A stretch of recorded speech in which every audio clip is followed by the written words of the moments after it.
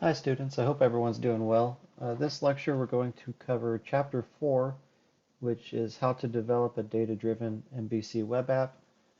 So this chapter we're going to focus more on terms and what everything means and less on actually coding it from scratch. So the book already gives us a data-driven web application. We're going to cover Entity Framework more later on in the course. So here we should just focus more on terms and understanding exactly what the code is doing. And I provided the code also within the module, so if you'd like to bring down the code yourself and run it and understand what it's doing, but I'm going to explain it here in this lecture as well. So stepping through the rest of the PowerPoint quickly before we start digging into Visual Studio.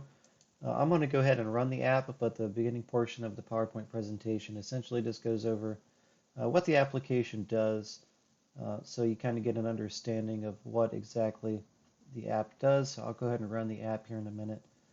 And then the PowerPoint presentation goes into how to install our NuGet packages, which I already covered in a previous video. Um, and then really from those NuGet packages, we get these three classes provided by Entity Framework Core. So we'll see the DB context, which we can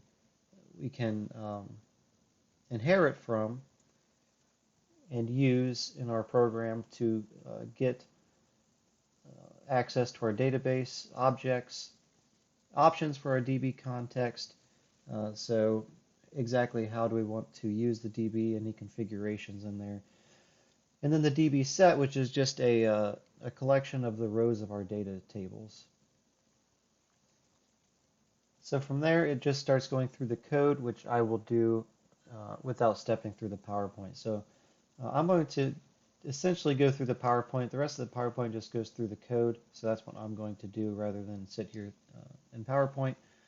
So the PowerPoint is also in the module. So if you'd like to bring down the PowerPoint and look through any high-level things that we spoke about, feel free to do that as well, but I'm going to go ahead and close out of it. So let's go ahead and run the application just to see what it does, and then we'll start going through the code. Let's go over here in Visual Studio Code to run. It's going to restore the projects, build the application, publish the application. The first thing it's giving me, it doesn't trust it. That's fine. So here's our movies list application, and what it does is it goes out to a database and pulls from the database different movies, and then from our movies we can add a new movie. So we can come here and add a movie. You can see here we can select a genre, and then we can click add, which will add the movie. Looks like this takes an integer of the rating. We can cancel, so maybe we don't want to add a movie, we changed our mind. We can edit existing movies, so this Moonstruck, I want to edit it, and then it brings us to this screen where we can edit it, maybe change the genre or the year. And then we can delete a movie entirely. So you can see we have all of these different CRUD operations we can do in the application that will then be mirrored in the code. So that's essentially the whole application. I also have SQL Server installed, which you'll need to have in order to see everything. So in order for this application to run, the first thing you need to do is actually create this database, which I will also go through. So here we have this movies database now that was provided via the migrations folder in the application, which I'll go through in a minute. We have our tables, which consist of movies and genres. So then if I go to the movies table, I can right-click, select the top 1,000 rows, which will then show me all of the movies in my database, which should be just the 3 that were displayed on the screen. You can see the movies have names, years, ratings, and a genre ID, which is just a foreign key to this genre table over here. So genre ID of D should take us over here, and D you can see as a drama.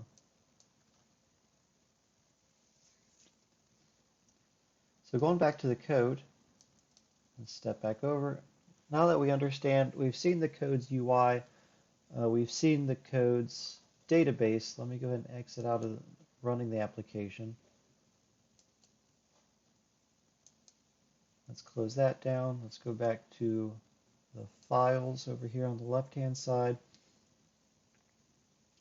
Now you can see we have a migrations folder here now. They provided us with a migrations folder, and what that does is it tells Entity Framework, so we already have Entity Framework in our application. So if we go down to the CS project file, you can see we have our Entity Framework already installed, Entity Framework 3.1, because we're working with .NET Core 3.1. So we have Entity Framework 3.1 installed. So now going back to this migrations, we're using now these Entity Framework classes. So you can see here using Microsoft Entity Framework, metadata and migrations, so we're using a couple classes from there. And then you can see that this is a partial class, so partial class initial. So essentially this is the initial creation of a table using Entity Framework, and this is called code first migration. So essentially we're making a brand new application, and what we want to do is make it in code, all of our models in code, and you can see we already have models as well over here in the models folder. So using the MVC framework, models views controller, we have a movie. So our movie has a name. We have a property for a name, a year, a rating, and a genre ID with the genre attached. It also has this slug, which is covered at the end of the chapter. Essentially, it's just a way to put all of this information in a URL. You can see that it's replacing spaces with hyphens. So that's all that this slug is doing, is making this so it's URL friendly. We have the genre, which is a little bit more generic, just a genre ID and a name, which was the only thing that we saw in the database. And then here's our actual movie context, which we can see inherits from this DB context. So we have we're inheriting all of the things we can get from DB context. You can see that we have our DB context options that we saw in the PowerPoint presentation that we can use to configure our database, but we didn't do much with the options currently. We also have on model creating. So whenever we create this, we can go ahead and fill it with some data if it's not already there. So on model creating will look to see if it has any data, and if it does not, it'll put this data there for us on this on model creating. But if it already has data, it won't worry about it. This won't do anything. We can see here that these options aren't, we never say anywhere movie context equals new movie context and then pass in these options. And these are actually passed in via dependency injection, which we will cover more near the end of the course, but just know that anything we configure in our startup class will then be a dependency within our application. So what does that mean exactly? So if I go to the startup class here, notice we can configure all kinds of things in this startup class. So we can configure services, and then we can do some more configuring our application here. So notice whenever I add a DB context here in my configure services method, and we can see that when I add a DB context, it gives me some options. So whenever I configure my options, I say options use SQL Server, and then I get the connection string from my movie context here from the configuration. So all of our configurations we do in a static file named appsettings.json. So if we go to this appsettings.json, kind of working backwards here, we'll see the movie context is going to look in this, the server equals our local database. We're using MS SQL local database. Our database is movies. Our trusted connection is true. And multiple active results sets is true. So if we go to here, if we go to my SQL server, kind of working, like I said, backwards here, um, and I go to the connection, you can see I'm using local DB with a backslash and a period, which just tells me that I'm using a local database on my physical machine here. So now that we've worked backwards all the way to our database, let's go back. We have our connection string for movie context. So whenever the application starts, it's going to start configuring the startup.cs. So it's going to try to look for any dependencies that it might need to register in this middleware. It's going to look at this services.addDB context. Now it's going to say, okay, it has Entity Framework installed. It's the right version. I have access to this DB context. Let me pass in some options for you to use. So dependency injects in some options. And then from those options, we then configure the SQL server, and then I tell it to look in the configuration for a connection string called movie context. So this is the name of the actual key value pair in our app settings.json. So if I go back to my app settings.json, we can see that I have a whole section for connection strings here. So this is a big JavaScript object. So we can see here, here's an object. And then from that object, we have the first root element of logging. And then from logging, we have a comma. We have allowed hosts. And then we have connection strings. So connection strings, we only have one connection string, the name of movie context, and the value, or the key of movie context, and the value of the actual connection string. So now we have the connection string. We have in our startup.cs class, we have our movie context connection string, and then we add that as a DB context. So then we have the options that get dependency injected in. So essentially, whenever we have a controller, or whenever we have a constructor of any sort, so here we have a movie context, and notice we have movie context, excuse me, and then we have a constructor that takes in some options. So essentially, whenever the framework news up our movie context, because we don't actually do it, the startup.cs class does. So essentially, whenever the framework does this for us, it's going to inject in some options for us, because it's going to look at my startup.cs class and figure out exactly what needs to be injected in at runtime whenever we go to use these classes. So we have our options that get injected in at runtime via the framework, and then all we do then is just push those options to the base of our DB context. So here's our public constructor, and then this is essentially saying call the base and pass it the options that were passed into this constructor. So if we remember inheritance, we have our DB context that we inherit from, and then to get access to that DB context class, we use the keyword base.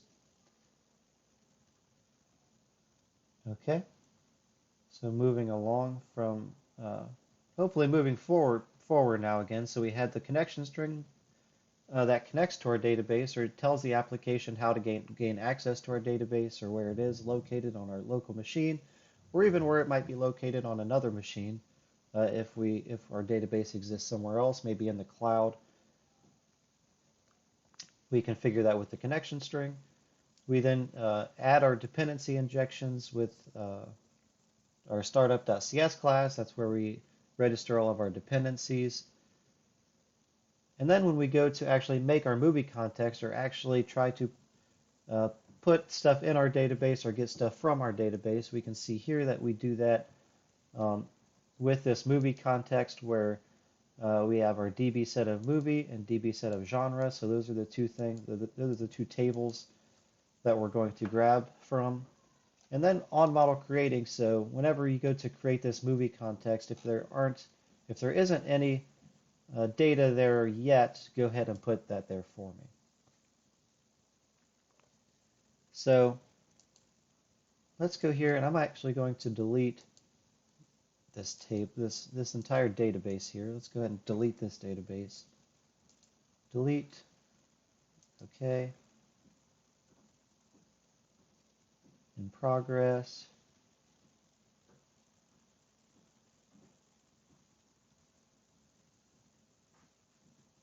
It's taking a minute to delete the database.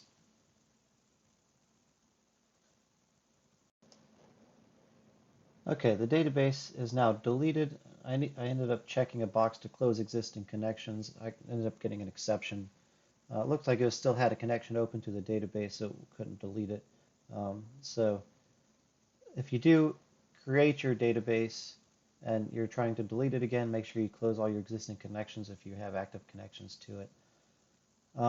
So what I want to do now is I want to go back to Visual Studio Code and I want to create my database again using these migrations. So the only reason we have this migrations folder is because we're doing code first. So if we were doing the converse of this, database first, these migrations folders wouldn't be necessary because the database already exists. And if the database already exists, chances are the tables exist, and chances are there's data inside the table already. So the only reason we need these migrations folders is because our database doesn't exist and we want to create it. So I actually did this, and that's why the database existed on my machines. And now if I go to run it with the database not there, it should give me an error because the startup CS will try to register the database from the connection string, and it won't be able to find the database. So you can already see that once I started to run it, it's taking a little bit longer, and now I get an error. I get a SQL client, SQL exception, the database isn't there anymore. It cannot open the database as the exception. Movies requested by the login. So it looks like that it can't log into the database, but following along in the video, you should be able to put two and two together that I deleted the database. So the error really isn't that helpful. So if you see this error when you bring down this application, it's probably because you don't have the database yet. So that's what we're going to do now. So let me go ahead and close out of this. And I actually made it already myself, so I gave myself a little cheat sheet here. So the first thing we need to install are the .NET Entity Framework tools. So if I go to my terminal here, and this is the same in both Visual Studio and Visual Studio Code, by the way. We need to do this way. The only command line tools for Entity Framework, especially Code First, are command line tools. There is not really a UI, at least not yet in this version of Entity Framework. So we need to do this via the command line. So I'm going to go ahead into a terminal. If you don't have a terminal in Visual Studio, you can also use the run command. So we can go to start, run, and then from run, we can hit OK. And then from here, we can actually CD into where we're at here, CD users, core apps. So CD into your program folder, and then you can start using these from there. So since in my terminal I'm already there, the first thing we need to do is install the Entity Framework CLI here. So I'm going to do .NET. So the .NET command for I want to work with the .NET CLI. So then if I type in help, it should give me some commands I can do. If we remember, we used the tool command already if you're using Visual Studio Code. So we have here tool, install or manage tools that extend the .NET experience. So I want to do .NET tool install. And then I want to give it a parameter of global. So essentially I want to install this tool for all instances of .NET CLI on my machine. So maybe if a couple different users have .NET CLI installed, I want to install it for both of those users. And then I want to install .NET-EF for Entity Framework. So if I hit enter, you can see that I already installed this .NET-EF. So it's giving me an error that the tool .NET-EF is already installed, but if for you, it should go through and find the dependent packages and download them and install them inside of your .NET Core CLI.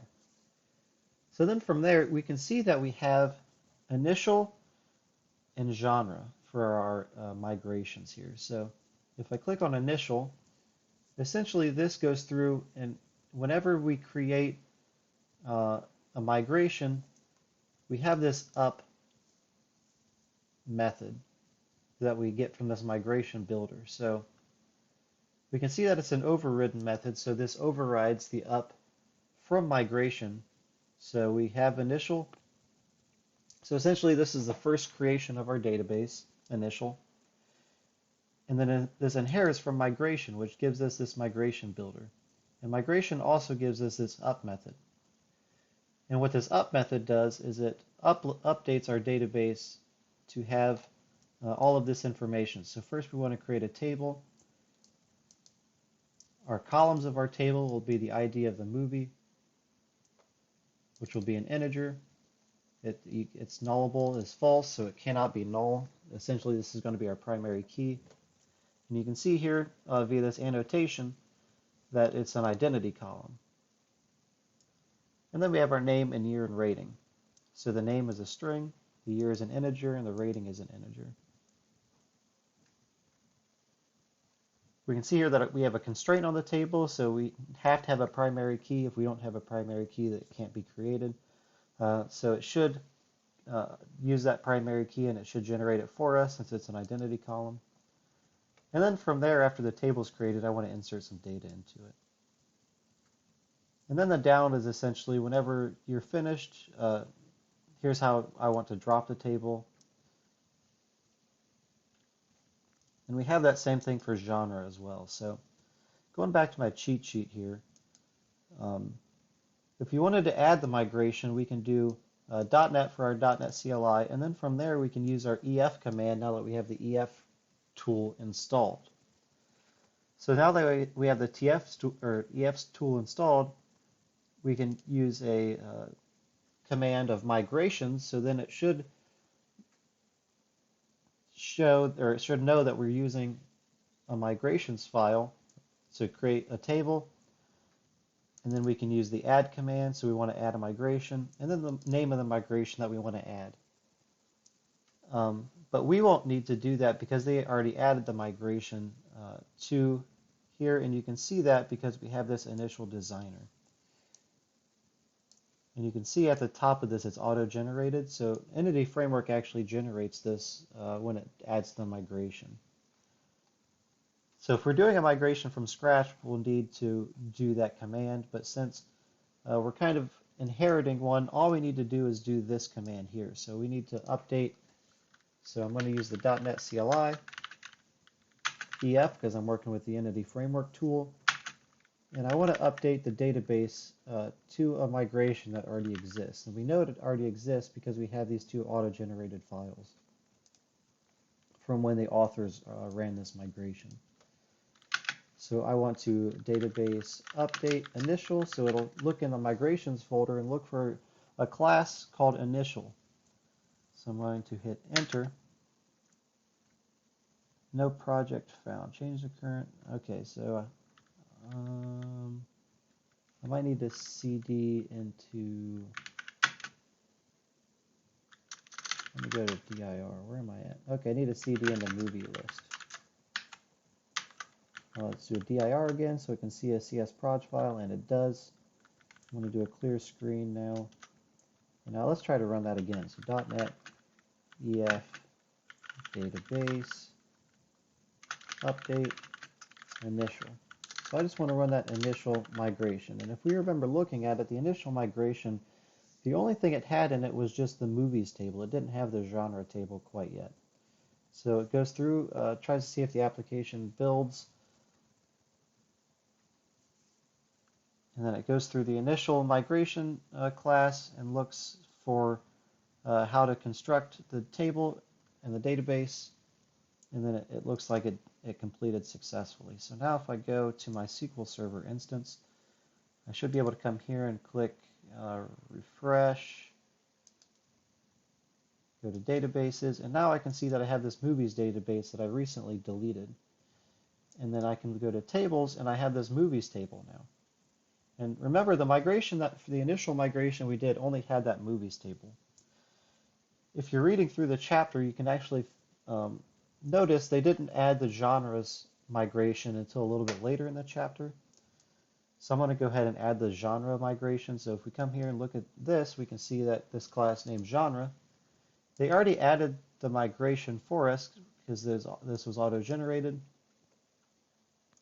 So if I come back to my cheat sheet again, notice we can now run this .NET EF database update genre, and that'll add the genre table for us. So let's go ahead and .NET EF database update genre, hit enter.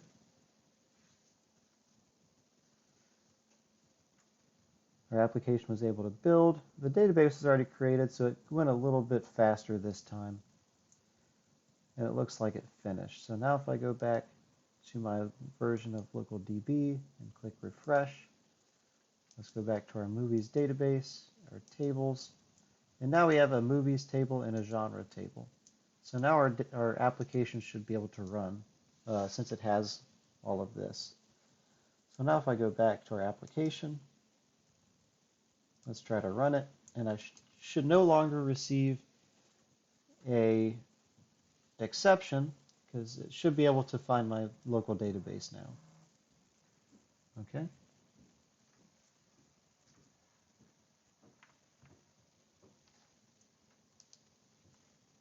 So let's continue stepping through the application and see what, aside from the database, what else the application has in it. So we went through the migrations, we went through the models, we went through the movie context, we went through the app settings.json and saw that the movie context had a connection string.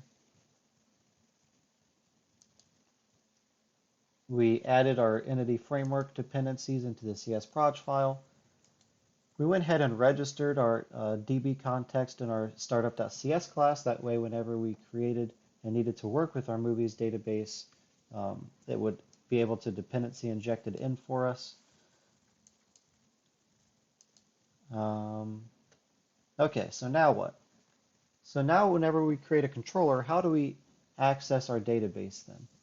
So we can see here that we have our movies context here, which was in our models folder. So essentially this is our connection to our database. It has the connection string in it, it has the options in it that get it dependency injected in, and then we can see here the movie context even gets dependency injected into our controller. So remember, we never really say anything equals a new home controller.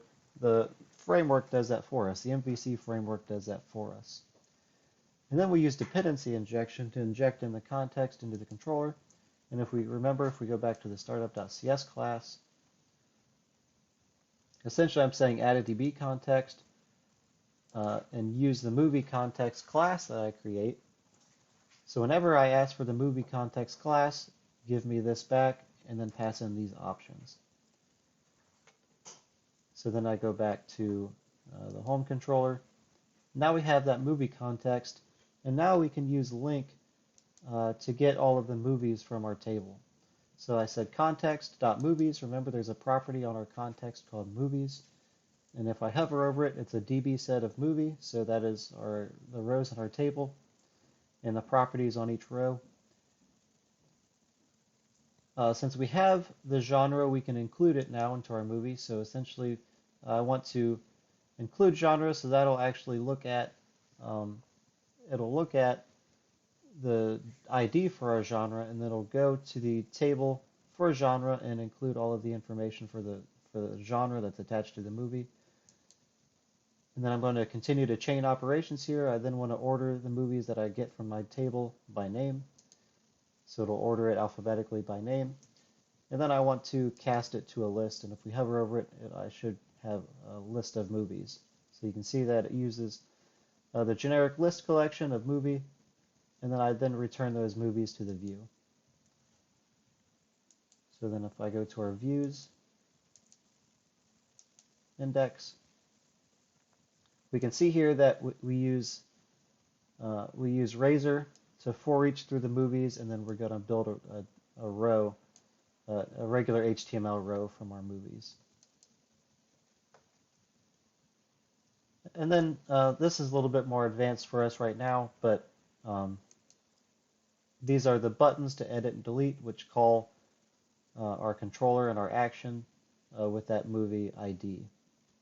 So if we go back to the movies controller now, we can see that these call the movies controller with edit and delete. There's a few actions on our movies controller. Uh, Here's our add action. You can see that it's an HTTP GET, so it returns back just the page for now.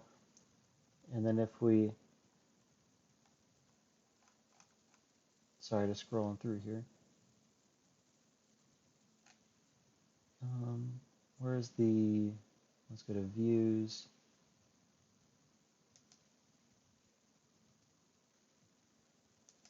Edit.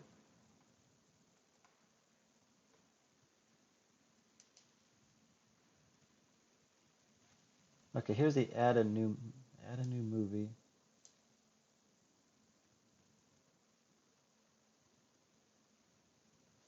Okay, so that's the button for add a new movie, and that calls movie add. So then if we go to the controller, and it calls add, okay, then it returns the edit view. So you can see that it returns the edit view. It doesn't return the add view. That's why I was confused. So then if we go to the edit view, since we called the edit view, we pass it a new movie, so all of it's blank. All the properties are blank, so the ID, the name, the rating, all of it's blank, so the text boxes will be blank. Whereas when we call edit, we pass it a movie that's already in context. So that's why the text boxes will be filled out. So here's our HTTP GET for edit. So whenever we want to edit a movie, you can see here that it gets the movie, adds it to the view bag so we can display it on the web page. And then whenever they're finished editing, we check the model state to make sure it's valid. If it's valid, we update the movie. If the movie ID is 0, we can tell that we're trying to add the movie. And then delete should be pretty self-explanatory. We try to find the ID of the movie that we want to delete, and then when we want to delete it, we call the context.remove here. And then whenever we want to save changes, we call context.saveChanges. So if we ever try to delete something or edit something and we don't call save changes, it won't actually do anything. We actually need to call the context keeps all of the changes that we've done, and then once we call save changes, then it commits them to the database. So it kind of keeps a local copy of our database until we call save changes. And then notice after we call delete, then it returns a redirect to action. So if you hover over that, essentially what that does is it doesn't return back a view. It tells us to go to another controller action to figure out what to do. Okay, so that's in a nutshell how to add a database into your application. Hopefully you bring the code down and better understand exactly what this application is doing. It's in the module. If you have any questions or concerns, reach out to me about what this code is doing. I'm also going to make a video later on, not for this module, but a video covering database first migrations, but it's not too different from this. We just don't need the migration since we're not creating the database. So I hope this was helpful, and this was a good overview of Entity Framework. We'll cover Entity Framework in more depth later on in the course. I believe it's chapter 10 or 11. So if this hasn't quite sunk in yet, make sure to watch the video, ask questions, and then we'll cover more when we get to chapter 10 or 11. So reach out to me. I hope you have a good week. Thanks.